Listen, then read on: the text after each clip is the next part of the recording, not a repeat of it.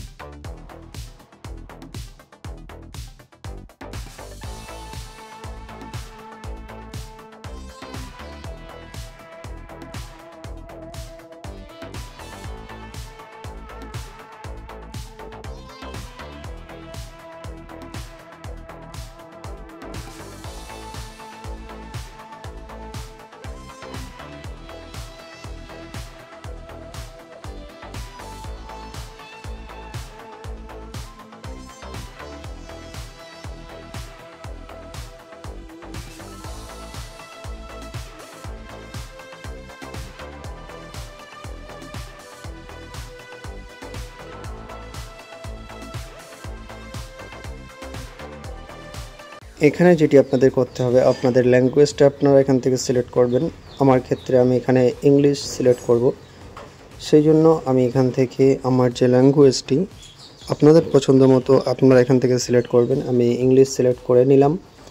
এরপর ওকে, তারপর অ্যাকসেপ্ট আমাদের করতে হবে। অ্যাকসেপ্ট আর একবার দুবার অ্যাকসেপ্ট করার পরে কিন্তু সম্পূর্ণভাবে আমাদের মোবাইলটি অন হয়ে যাবে।